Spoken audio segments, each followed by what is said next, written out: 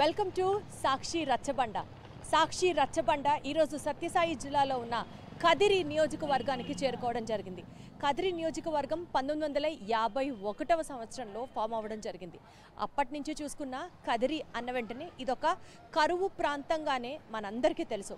కానీ రీసెంట్గా కదిరికి సంబంధించి జరిగిన డెవలప్మెంట్ పరంగా అసలు ఎంత ముందుకు వెళ్ళింది ఈ ప్రాంతం, ఇక్కడున్న ప్రజలు ఎలాంటి ఇప్పుడు మోడర్నైజేషన్ డెవలప్మెంట్ ఎక్స్పీరియన్స్ చేస్తున్నారు, ఈ అంశాలకి సంబంధించిన సాక్షి రచ్చబండ ప్రోగ్రాంలో కవర్ చేయబోతున్నాం.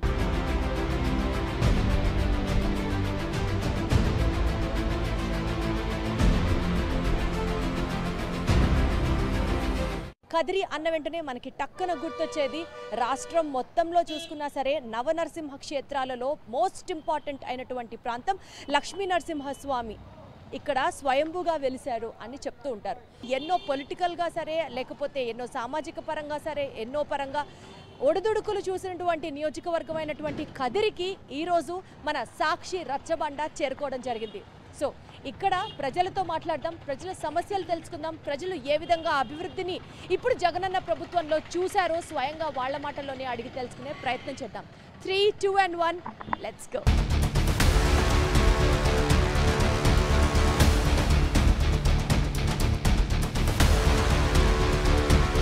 సో ఇవాల్టి మన సాక్షి రచ్చబండ కార్యక్రమంలో ఇక్కడ స్థానిక ఎమ్మెల్యే డాక్టర్ సిద్ధారెడ్డి గారు కూడా మనతో ఉన్నారు.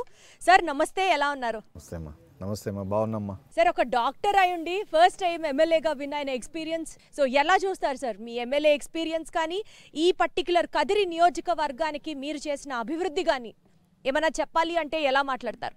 నిజంగానే మా కదిరి నియోజకవర్గం అంటే 5 సంవత్సరాల క్రితము కరువుకు మారుపేరు. అది దాదాపుగా 10 సంవత్సరాల్లో 8 సంవత్సరాలు మాకు కరువే ఉండేది. ఎక్కడా కూడా ముఖ్యంగా చంద్రబాబు నాయుడు అధికారంలో ఉన్న 5 సంవత్సరాలు 14 నుంచి 19 వరకు కూడా పూర్తిగా కరువు మండలాలుగా ఆల్మోస్ట్ 6 మండలాలు ప్రతి సంవత్సరం కూడా కరువు మండలాలుగా డిక్లేర్ చేసినటువంటి పరిస్థితి. ఎక్కడా కూడా తాగడానికి కూడా నీళ్లు లేకుండా, సాగునీరు అస్సలు లేకుండా, తాగడానికి కూడా ట్యాంకర్లతో తోలుకునే పరిస్థితులు గతంలో ఉండేవి. కానీ ఈరోజు గడిచిన 4.5 సంవత్సరాల్లో మరి గౌరవ ముఖ్యమంత్రి వైఎస్ జగన్మోహన్ రెడ్డి గారు అధికారంలోకి వచ్చిన తర్వాత మరి దివంగత నేత మాకు వైఎస్ రాజశేఖర రెడ్డి గారు ఈ నియోజకవర్గానికి ఇచ్చిన హంద్రీనీవా ప్రాజెక్టు వల్లనైతేనేమి, అదేవిధంగా మంచి వర్షాలు కురవడం వల్ల అయితేనేమి ఈరోజు కదిరి నియోజకవర్గ రూపురేఖలన్నీ కూడా మారిపోయిన పరిస్థితి చూస్తూ ఉన్నాం. మీరు ఒకసారి గమనిస్తే అట్లా వెళ్ళేటప్పుడు మీరు రోడ్డుకి ఇటువైపు అటువైపు చూస్తే దాదాపుగా కోస్తా లాంటి అట్మాస్ఫియర్ ఇక్కడ కనిపిస్తుంది మీకు. ముఖ్యంగా దీనికి ప్రధానమైన కారణం హంద్రీనీవా ప్రాజెక్టు. మాకు దాదాపుగా 2 కాలువలు, మాకు మెయిన్ కెనాల్ ఒక 70 కిలోమీటర్లు, అదేవిధంగా పుంగనూరు బ్రాంచ్ కెనాల్ ఒక 70 కిలోమీటర్లు, ఈ పక్కనే ఒక చెర్లోపల్లి రిజర్వాయర్ 1.6 టీఎంసీలతో ఒక రిజర్వాయర్ ఇవ్వడం వల్ల ఇవన్నీ కూడా సమృద్ధిగా ఈ 4 సంవత్సరాల్లో ఈ రిజర్వాయర్ నింపగలిగినాం. ప్రతి చెరువుకు కూడా ఈరోజు మనం నీళ్ళు ఇవ్వగలిగినాం. ఈ 4.5 సంవత్సరాల్లో గ్రౌండ్ వాటర్ విపరీతంగా పెరిగింది. ఎక్కడా కూడా గతంలో లేని విధంగా ఈరోజు బోర్లన్నీ కూడా రీఛార్జ్ అయ్యి ప్రతి రైతు కూడా ఈరోజు పంట పెట్టుకోగలిగేటువంటి పరిస్థితి ఉంది. ఇది దాదాపుగా మరి ఇదే చంద్రబాబు నాయుడు ప్రభుత్వంలో వేల సంఖ్యలో మరి బెంగళూరు ప్రాంతానికి, కేరళ ప్రాంతానికి ఇక్కడ నుంచి వలసలు పోయినటువంటి పరిస్థితి చూసినాం మేము. కానీ ఈరోజు అందరూ కూడా దాదాపుగా వెనక్కి వచ్చి ప్రతి ఒక్కరూ కూడా తనకు చేతనైనటువంటి వ్యవసాయం చేసుకునేటువంటి అవకాశం ఈరోజు ఏర్పడింది. రైతుకు అనుకూలంగా, రైతుకు ఈరోజు లాభదాయకంగా చేయగలిగినాం ఈ ప్రభుత్వం వచ్చిన తర్వాత. అది చాలా గొప్ప మరి విషయంగా మేము భావిస్తున్నాం. రైతులు, వ్యవసాయం చేసే వాళ్ళు ఇక్కడ సంతోషంగా ఉన్నారు, కదిరి రూపురేఖలు మారింది అన్నది మీరు చెప్తున్నమాట. But most importantly sir, state wide చూసుకున్న ఒక కరువు ప్రాంతంగా ఉన్న కదిరి 1300 కోట్ల రూపాయల అభివృద్ధి జరిగింది అంటూ ప్రభుత్వం ఏదైతే ఇక్కడ లెక్కలు చూపిస్తోందో ఆ లెక్కలు నిజంగానే ప్రాక్టికల్గా ప్రజలకి చేరువులోకి వచ్చాయా, లేకపోతే కేవలం పుస్తక రూపంలో మాత్రమే ఇన్ని కోట్లు ఖర్చు పెట్టాం, అన్ని కోట్లు ఖర్చు పెట్టాం అనే చెప్తున్నారా, అక్కడికే పరిమితం అయ్యాయా అని అడిగితే ఏం చెప్తారు? వాస్తవం ఈరోజు మన కళ్ళ ముందు కనిపిస్తూ ఉంది. మరి ఈ నియోజకవర్గం మామూలుగానే హిల్లీ టెరియన్ అంటే కొండలు గుట్టల ప్రాంతం మాది. మా నియోజకవర్గం అంతా కూడా దాదాపుగా 735 పల్లెలు ఉన్నాయి ఇక్కడ. ఒక్కొక్క గ్రామ పంచాయతీలో 5 నుంచి దాదాపుగా 25 పల్లెలు కూడా ఉంటాయి మాకు. కేవలం 10 ఇళ్ళు 20 ఇళ్ళు ఉన్న పల్లెలు కూడా దాదాపుగా ఒక 100 పల్లెల వరకు ఉంటాయి మాకు ఇక్కడ. సో వీటిల్లో దాదాపుగా ఈ ప్రభుత్వం వచ్చిన తర్వాత 150 పల్లెలకు మనం కనెక్టివిటీ ఇవ్వగలిగినాం. 2014 నుంచి 19 వరకు చంద్రబాబు నాయుడు అధికారంలో ఉండగా కనీసం 4 పల్లెలకు కూడా రోడ్లు వేసినటువంటి పరిస్థితి లేదు. కనీసం 104లు కానీ 108లు కానీ ముఖ్యంగా రైతులు తాము పండించుకున్న పంటను తీసుకెళ్లడానికి కానీ రోడ్లు లేక చాలా ఇబ్బంది పడేవాళ్ళు. ఇప్పుడు గౌరవ ముఖ్యమంత్రి గారు అధికారంలోకి వచ్చిన తర్వాత ఈ 4-4.5 సంవత్సరాల్లోనే కేవలం రూరల్ రోడ్స్కే మనం 100 కోట్ల రూపాయలు ఖర్చు పెట్టగలిగినాం. అది కాకుండా నేషనల్ హైవేలు మాకు 2 నేషనల్ హైవేలు వచ్చినాయి. మరి ఇటు బెంగళూరు వెళ్ళడానికి, ముద్దనూరు నుంచి బెంగళూరు కోడూరు వైపు వెళ్ళడానికి అది కూడా ఈరోజు దాదాపుగా 1500 కోట్ల రూపాయలతో మా కాన్స్టిట్యుయెన్సీలో ఒక 200-300 కోట్ల రూపాయలు విలువ చేసే పనులు అక్కడ కూడా జరుగుతూ ఉన్నాయి. అది కూడా 4 లేన్ వర్కులు జరుగుతూ ఉన్నాయి. దాంతోపాటుగా Bengaluru to Vijayawada greenfield highway కూడా ఇచ్చారు మాకు.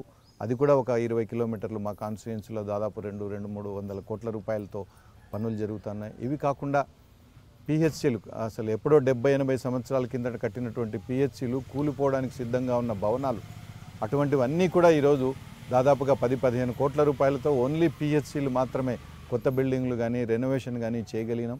అదేవిధంగా మాకున్న ఏరియా హాస్పిటల్లో దాదాపుగా 18 కోట్లతో ఈరోజు కొత్త బిల్డింగులు కడతా ఉన్నాం. ఇవి కాకుండా నాడు నేడులో హయ్యెస్ట్ స్కూల్స్ మాకు ఉమ్మడి అనంతపురం జిల్లాలోనే highest number of schools government schools ఉన్నది కదిర్లోనే. దాదాపుగా ఐ థింక్ 320 సంథింగ్ స్కూల్స్ ఉన్నాయి. వాటన్నిటిలో కూడా ఈరోజు నాడు నేడు ద్వారా మేము అన్ని వర్క్స్ చేయగలిగినాం. ఇవన్నీ మన కళ్ళ ముందు కనిపిస్తున్నటువంటి వర్కులు దాదాపుగా 1300-1500 కోట్ల రూపాయలు కేవలం ఈ సచివాలయాలు కానీ, రైతు భరోసా కేంద్రాలు కానీ, డిజిటల్ లైబ్రరీస్ కానీ, వెల్నెస్ సెంటర్స్ కానీ ఇవన్నీ మన కళ్ళ ముందు ప్రతి గ్రామంలో కూడా మనకు కనిపిస్తున్నవే. అందరి కళ్ళ ముందు ఉన్నటువంటి వర్కులే. 1300-1500 కోట్ల రూపాయలు ఓన్లీ ఇటువంటి ఇన్ఫ్రాస్ట్రక్చర్గా ఈరోజు ఖర్చు చేయగలిగినాం ఈ 4-5 సంవత్సరాల్లో. ఇక్కడ ఉన్న ప్రజలు ఎవరైతే మీరందరూ ఉన్నారో ప్రభుత్వం అందిస్తున్న సంక్షేమ పథకాలు మీ దాకా వస్తున్నాయా? వాటర్ ప్రాబ్లం లేకుండా కానీ అందరం చక్కగా వ్యవసాయం చేసుకుంటూ ఇలా సంక్షేమం అభివృద్ధి చూపిస్తున్నాము అంటున్నారు. దీని గురించి ఎవరైనా మాట్లాడతారా? అమ్మ నీ పేరేంటి? నా పేరు వెంకటనరసమ్మ. ఏం చెప్పాలనుకుంటున్నావు? జగనన్న ప్రభుత్వం ఎలా ఉంది? బాగుంది. నాకు పింఛనీలు ఇచ్చేటప్పుడు ఈ జగనన్న ప్రభుత్వం రాకముందు ఇదే దాని మీద రచ్చబండ మీద నేను 3 రోజులు ఉంటా అంటే ఈ పొద్దు సిగ్నల్ రాలా, రేపు రాపోండి, రేపు సిగ్నల్ రాలా, మొన్నారు రాపోండి, అట్లా తీసుకుపోయినాం మేము పింఛన్లు. ఇప్పుడు మా ఇండ్ల దగ్గరికి 6 గంటలకే వచ్చి ఇచ్చిపోతుంటారు. మాకు అన్నీ బాగుండాయి. మాకు ఎవరు భూ పెట్టకపోయినా దాని మీదనే ఆధారంతో మేము బతుకుతాండాము. ఎందుకు కూతుర్లు కొడుకులు లేరా? ఎందుకు లేరు? కూతుర్లు కొడుకులేమి ఉండరు. ఆ డబ్బులు వస్తే జ్వరం వచ్చినా పోయి చూపించుకొచ్చుకుంటాం మేము. వాళ్ళు ఇచ్చేదాకా చూపెట్టుకుండాలి కదా. 4 కొడుకులుంటే భాగాలు పెట్టుకుంటారు. ఆయప్ప చూపించుకొ తల్లి, ఏమో చూపించుకొస్తుంది, ఇంకొక ఆమె చూపించుకొస్తుంది లేని. సంతోషంగా ఉన్నావు జగనన్న ప్రభుత్వంలో? కొడుకుల కంటే బాగా చూసుకుంటా ఉన్నాడు జగన్. కొడుకుల కన్నా బాగా చూసుకుంటా అన్నాడు. సో మరి ఏం చేస్తావు? ఇట్లనే జగనన్నని మళ్ళీ గెలిపిస్తావా? వేస్తా, జగనన్నకే వేస్తా ఖచ్చితంగా. అమ్మ నీ పేరేంటి? అందరికీ నమస్కారము. నా పేరు గౌరమ్మ. మా ఊరు వచ్చి నల్లచెరువు కేపూలకుంట గ్రామంలో. డ్వాక్రా సంఘాలు ఉన్నాయి కదా మేడం. గతంలో డ్వాక్రా సంఘాలలో వల్ల మేము ఎంతో నష్టపోయినాము. ఈ జగన్మోహన్ రెడ్డి సీఎం అయిన దానివల్ల మేము బాగా అభివృద్ధి చెందినామని డ్వాక్రా సంఘాల గురించి ఏదో చెప్పమని చెప్తాం మేడం. అంటే ఇది వరకు ఎట్లాగా నష్టపోయారు చెప్పవా ఒకసారి? ఇది వరకు మా డ్వాక్రా సంఘాల మహిళలు మేము అప్పులు చేసుకుంటాం మేడం. గతంలో అప్పులు చేసి ఇబ్బందులు పాలైనాము. ఆ ఇబ్బందుల పాలైన దానివల్ల అప్పులు తీర్చుకోలేక ఏమన్నాడు, మీకు డ్వాక్రా సంఘాలదంతా రుణమాఫీ చేసేస్తాను, మీరు కట్టేది లేదు అనేసినారు మేడం. కట్టేది లేదని ఎప్పుడు అన్నారో అప్పుడు మా వాళ్ళు కొంచెం మహిళలు అయ్యో కట్టకపోతే చంద్రబాబు నాయుడు కడతాడని కొన్ని సంఘాలు ఆగిపోయినాయి మేడం. ఆగిపోయినప్పుడు 3 ఏళ్ల కాలం ఆగిపోయే తలకి వడ్డీకి వడ్డీ పెంచేసి బ్యాంకు వాళ్ళు మాకైతే వడ్డీ పెంచేసినారు. అప్పు పెరిగిపోయినది, ఇదైపోయినది మేడం. కట్టపాక కొన్ని సంఘాలు కట్టలేక ఇంత తప్పైంది, ఈ సంఘం ఎందుకు లేని కొన్ని సంఘాలు ఆగిపోయిన కాలాలు కానీ ఉన్నాయి ఒకప్పుడు. అట్లాంటప్పుడు మళ్ళీ అట్లా చాలా సంఘాలు నష్టపోయినాయి, మేము నష్టపోయినాము. మాకు ఎటువంటి డబ్బులు రాలేదు. చాలా జనము బెంగళూరుకి అక్కడ కేరళ కల్లా వలసపోయి కానీ సంఘాలన్నీ వదులుకొని కానీ వలసపోయిన కాలాలు ఉన్నాయి మేడం గత ప్రభుత్వం ఉన్నప్పుడు. అదే జగన్ సీఎం కానాక మాకు సున్నా వడ్డీ వస్తుంది, ఆసరా వస్తుంది, చయ్యోత వస్తుంది, అమ్మఒడి వస్తుంది. ప్రతి ఒక్క డబ్బులు మా మహిళలకే మా అకౌంట్లకే అందచేసి మాకు మంచి చేసినందుకు ఈ రచ్చబండి కార్యక్రమం ద్వారా జగనన్నకు పదే ధన్యవాదాలు చెప్తున్నాం మేడం. రాబోయే కాలానికి ఖచ్చితంగా మళ్ళీ జగన్ సారే సీఎం అవుతాడని చెప్పి మనస్ఫూర్తిగా కోరుకుంటున్నాం మేడం. వండర్ఫుల్, సూపర్, చాలా బాగా చెప్పారు. ఇప్పుడు ఈ డ్వాక్రా సంఘాలలో ఉన్న మహిళలందరికీ డబ్బులు అందజేయడం వల్ల మహిళలు ఎలా దాన్ని ఉపయోగించుకొని ఇంకొంచెం ఉన్నతంగా ఉండగలుగుతున్నారు, అది ఎక్స్ప్లెయిన్ చేయమ్మా. గతంలో ఏమంటే మీ మగవాళ్ళు తెచ్చి పెడతా అంటే సంఘాల్లో అప్పులు కట్టుకుంటే ఇచ్చేసుకుంటా ఉన్నాం మేడం. ఇప్పుడు మాకు చెయ్యోత అని ఆసరా డబ్బులు వస్తుంది, చెయ్యోత డబ్బులు వస్తుంది కాబట్టి అంగళ్ళ పెట్టుకునే వాళ్ళు ఉన్నాము, షాపులు పెట్టుకునే వాళ్ళు ఉన్నాము, సీరల వ్యాపారం చేసేవాళ్ళు ప్రతి ఒక్కటి వాళ్ళ చేతని ఏ కార్యక్రమం అవుతుందో ఆ కార్యక్రమం వల్ల అభివృద్ధి చెందుతున్నాం మేడం. అదేవిధంగా నేను కానీ ఏమైనా చేస్తున్నానంటే ఇప్పుడు మామూలు అన్ని కెమికల్ ప్రోడక్ట్ వాడుతున్నారు కాబట్టి ఆయుర్వేదిక్ షాప్ పెట్టుకున్నాయి మేడం. నా ద్వారా 70 మంది మహిళలు దాంట్లో చేర్చుకొని వాళ్ళని కానీ అభివృద్ధి చేస్తున్నా మేడం. నీ పేరేంటయ్యా? నా పేరు నరసింహారెడ్డి మేడం. జగనన్న ప్రభుత్వం వచ్చిన తర్వాత రైతులకు ఈ పంచాయతీలో హాంద్రినీవా దగ్గర 2 కిలోమీటర్లో వచ్చింది. హాంద్రినీవా కాలువల ద్వారా నీళ్ళు ఫుల్గా జలాశయం ఫుల్గా నిండి ఉంది. ఇక్కడ ఉన్నటువంటి బోర్లన్నీ సస్యశ్యామలమైనవి. రైతు అనేవాడు నేనే 4 సంవత్సరాల మునుపు ఒకే రోజు 7 బోర్లు వేస్తే 8 లక్షల డబ్బులు అయిపోయింది. ఉత్త శాతాలు వచ్చి ఇంట్లో పండుకున్నాను. అదే 6 నెలలకే హాంద్రినీవా ద్వారా నీళ్ళు వచ్చాయి. ఆ నీళ్ళ ద్వారా మా బోర్లు 7 ఉన్న బోర్లన్నీ నావే కాదు, మా గ్రామం కాకపోతే మాకు చుట్టుపక్కల 20 కిలోమీటర్లు మొత్తం బోర్లన్నీ సస్యశ్యామలంగా ఉన్నాయి. అప్పటి నుండి బోర్లు అనేది ఎవరు కూడా బోర్ల జోలికి పోలేదు. అయ్యా నా పేరు, మాది ఎంపీ కుంట మండలము. శిరీష అనే అమ్మాయి 14 సంవత్సరాల అమ్మాయికి లివరు పడేపి. మీ అమ్మాయా? నా కూతురు. మా ఎమ్మెల్యే సారు 10 లక్షలు సీఎం పన్ను మీద 10 లక్షలు రప్పించారు. పాపకి చాలా సీరియస్ అయిపోయింది. 3 వారాల నుంచి ఆపరేషన్ చేయలేదు, అలాగే ఉంచేశారు. తర్వాత 7.5 లక్షలు ఇస్తేనే ట్రీట్మెంట్ జరుగుతుంది, పాపకు బాగా చేసి రీఛార్జ్ చేస్తాము అని చెప్పినారు. అప్పుడు మా ఎమ్మెల్యే సారు రప్పించి మమ్మల్ని మాట్లాడించి మళ్ళీ రిటర్న్ సంతకం పెట్టించి మళ్ళీ జగన్ సార్తో మాట్లాడి 7.5 లక్షల డబ్బులు రప్పించినాడు. మా పాపకి ఇప్పుడు ఆపరేషన్ అయింది, మా పాప రీఛార్జ్ అయింది, బాగుంది. ఇలాగే చిన్న అమ్మాయి సుకన్య అని 14 సంవత్సరాల అమ్మాయికి లివర్ అదే ప్రాబ్లం ఉండింది. అప్పుడు మాకు మా జగన్ సారు ఈ సార్ మాకు అసలుకి తెలీదు, లేకపోతే ఆ అమ్మాయిని కూడా మేము బతికించుకుండే అర్హత నిండు. ఇంకా పెద్ద అమ్మాయా? చిన్న అమ్మాయి చనిపోయింది, 7 నెలలు అవుతుంది. ఆ అమ్మాయికి చనిపోయిన 2 నెలలకే పెద్ద అమ్మాయి శిరీష 14 సంవత్సరాల అమ్మాయికి అదే సేమ్ ప్రాబ్లం, లివర్ ప్రాబ్లం అయ్యి ఆపరేషన్ జరిగింది. ఎందుకు మరి అప్పుడు చిన్నమ్మాయికి బాలేనప్పుడు ఎమ్మెల్యే సార్ దగ్గరికి వచ్చి ఉండాల్సింది కదా? నాకు తెలియదు మేడం, నేను వేరే హాస్పిటల్ అన్ని తిప్పినాను. మళ్ళీ కడపకు పోయాకు హైదరాబాద్ సార్ అయితే మాకు సీఎం పన్ను మీద 10 లక్షలు వస్తుంది, మీ సిద్ధారెడ్డి సార్ని కలిస్తేనే మీకు న్యాయం జరుగుతుంది, మీ పాపని బతికించుకోగలుగుతారు అని మాకు సలహా చెప్పే లోపలికి మేము వచ్చినాం సార్ దగ్గరికి. మాకైతే చేసేంత సాయం చేశారు. మా పాప ఇప్పుడు పానంతో ఉంది, సంతోషంగా ఉండాలంటే మా సీఎం సార్ తరపునే జగన్మోహన్ రెడ్డి సార్ని ఎప్పటికీ మర్చిపోలేము మేము. సత్య అన్నాళ్ళు తనకే ఓటేస్తాము. నా పిల్లలు కూడా నేను అదే ధైర్యం చెప్తాను. నేను చచ్చేంతవరకు మీ వీళ్ళకి ఎంత రుణపడి ఉంటానో నా పిల్లలు కూడా అలాగే ఉండమంటాను. వాళ్ళ కూతురు 14 సంవత్సరాల వయసు, పుట్టుకతోనే లివర్ ప్రాబ్లం ఉండడం వల్ల కామెర్లు ఎక్కువైపోయి లివర్ మారిస్తే కానీ బతకనటువంటి పరిస్థితి. మరి మా పార్టీ కార్యకర్తలందరూ కూడా వాళ్ళ తల్లిని నా దగ్గరికి తీసుకొచ్చినప్పుడు లివర్ ట్రాన్స్ప్లాంట్ కోసం ఆనరబుల్ సీఎం గారికి సీఎం రిలీఫ్ ఫండ్కి అప్లై చేస్తే 10 లక్షలు ఇమీడియట్గా ఇచ్చారు. కానీ దాని ఖర్చు 17,50,000 రూపాయలు వాళ్ళ హాస్పిటల్ వాళ్ళు ఇవ్వడం వల్ల ఇంకా 7.5 లక్షలు వాళ్ళు కట్టుకోలేని పరిస్థితిలో హాస్పిటల్లో కూడా బేబీని అట్లే వదిలేసి వచ్చేసారు. మళ్ళీ ఆ 7.5 లక్షలు కూడా కట్టుకోలేని పరిస్థితిలో అదృష్టవశాత్తు మరి పుట్టపర్తికి ఆనరబుల్ సీఎం గారు వచ్చారు ఆ రోజు. సో ఆ రోజు మళ్ళీ ఆ 7.5 లక్షల కోసం ఆమెని తీసుకెళ్ళి ఆయన దగ్గర చూపించిన నిమిషాల్లోనే ఆ 7.5 లక్షలు కూడా ఇచ్చేయండి అని ఫోన్లోనే చెప్పేయడము. ఇమ్మీడియట్గా ఆ మరుసటి రోజే సర్జరీ చేసేసి లివర్ ట్రాన్స్ప్లాంట్ కూడా కంప్లీట్ చేసి డైరెక్ట్గా సీఎం గారే 24 అవర్స్లో సర్జరీ కూడా పూర్తి చేశారు. లక్కీగా పాప కూడా హెల్తీగా హ్యాపీగా ఉంది. గతంలో మాకు వేరే ప్రైవేట్ డైరీలు ఉండే 21 రూపాయే పడుతుండే లీటర్కు.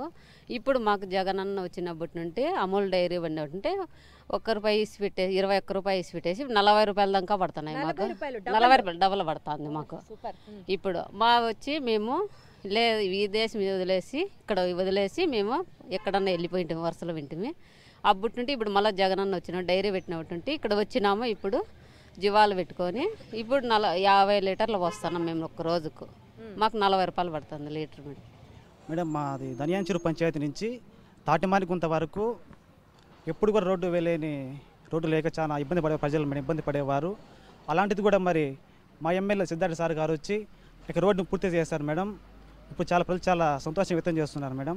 అదేవిధంగా మా ఎన్పికుంట మండలంలో వంకమద్ది అనే గ్రామంలో కూడా మేడం ఆ ఊరు పుట్టి దాదాపు 60 సంవత్సరాలు అవుతుంది మేడం. కానీ ఎప్పుడు రోడ్డు వేయలేని పరిస్థితులు కూడా మరి మా ఎమ్మెల్యే మీ నియోజకవర్గం ఫామ్ అయ్యే 40-50 ఏళ్లకు పైగా అయింది. అన్నిసార్లు ఎలక్షన్స్ జరిగినాయి, అన్నిసార్లు క్యాంపెయినింగ్లు జరుగుతాయి, ఎమ్మెల్యేలు వస్తుంటారు. ఎప్పుడు అడగలేదా మీరు అంత గట్టిగా? అడిగాం మేడం, కానీ వాళ్ళు ఇప్పుడు రేపు వేస్తాం, కానీ వాళ్ళు ఎప్పుడు రోడ్లు వేయలేదు మేడం వాళ్ళు. మరి మా సార్ వచ్చిన వెంటనే మరి ఆ రోడ్డు కూడా పూర్తి చేశారు మేడం. చాలా సంతోషంగా ఉంది మేడం మాకు కూడా. మా మండలంలో బెడపల్లి పంచాయతీ నుంచి నాగమూలపల్లి అని మేడం, అది చాలా కొండలలో ఊరు ఉంది. అది అక్కడ చాలా 30 కుటుంబాలు ఉన్నాయి అక్కడ. కానీ ఎప్పుడు కూడా ఎవరిక్కడ వచ్చినా కూడా ఎమ్మెల్యే ఆ ఊరికి రోడ్డు వేయని పాపాన ఎప్పుడు పోలేదు. కానీ మరి మా ఎమ్మెల్యే సిద్ధార్థ సార్ కూడా మరి వచ్చి ఆ యొక్క ఊరికి రోడ్డు వేశారు. మరి వారు చాలా సంతోషం వ్యక్తం చేస్తున్నారు మేడం. కానీ ఎప్పుడు ఎవరికి హెల్త్ బాగాలేకపోతే కనీసం 180లో వచ్చి పోను కూడా పరిస్థితులు కూడా మరి అట్లా పరిస్థితి ఉంది. కానీ ఇప్పుడు అలాంటి పరిస్థితి ఏం లేదు మేడం మా మండలంలో. ఈ పర్టికులర్ ప్రాంతానికి ఇక్కడ ఒక బైపాస్ రోడ్ అనేది ఎన్నో సంవత్సరాల నుంచి అదొక కళలాగా ఉండిపోతుంది. దాని గురించి ఏం చెప్తారు సార్? అది దాని యొక్క ప్రోగ్రెస్ ఎంతవరకు వచ్చిందంటారు? ఆల్మోస్ట్ 90% వరకు అయిపోయిందండి. అది maybe another 1 or 2 months, mostly January ending అంతా మేము దాంట్లో ట్రాఫిక్ కూడా వదులుతాము. ఆల్మోస్ట్ 215 కోట్ల రూపాయలతో 30-40 సంవత్సరాలుగా మా కదిరికి అవసరమైనటువంటి ఒక రోడ్డు అది. ఎందుకంటే ఇప్పుడు మాకు సిమెంట్ ఫ్యాక్టరీలన్నీ కూడా అటు కడప జిల్లాలోనే ఉంటాయి మనకు ఎక్కువ. ఆ కడప నుంచి సిమెంట్ అంతా కూడా బెంగళూరుకి ఆల్మోస్ట్ బెంగళూరుకి ట్రాన్స్పోర్ట్ అంతా కదిరి టౌన్ మధ్యలో నుంచే వెళ్తుంది అనమాట. ఊరు మధ్యలో నుంచి వెళ్తుంది. పెద్ద పెద్ద ట్రక్కులు కంటైనర్లు వెళ్తూ ఉంటాయి. ట్రాఫిక్ యాక్సిడెంట్లు, అసలు కంజెషను, పొల్యూషను 30-40 సంవత్సరాల నుంచి మేము ఇబ్బంది పడేవాళ్ళం. సో గతంలో 2014లో చంద్రబాబు నాయుడు గారు సీఎం అయిన నెల రోజులకే ఏదో మరి కదిరికి వచ్చి వెంటనే మీకు బైపాస్ రోడ్డు శాంక్షన్ చేస్తున్నాను అని చెప్పిపోయినటువంటి పరిస్థితి. ఒక ముఖ్యమంత్రి స్థాయిలో హామీ ఇచ్చిన తర్వాత 5 సంవత్సరాల పాటు ఆ రోడ్డు గురించి పట్టించుకున్న పాపానే పోలేదు. కనీసం ల్యాండ్ ఎక్విజిషన్ ప్రాసెస్ కూడా మొదలు పెట్టలేదు. కానీ ఆనరబుల్ సీఎం గారు మరి ముఖ్యమంత్రి అయిన అసలు వితిన్ 6 months లోపే మనం దానికి కావాల్సినటువంటి పనులన్నీ కూడా పూర్తి చేశాం.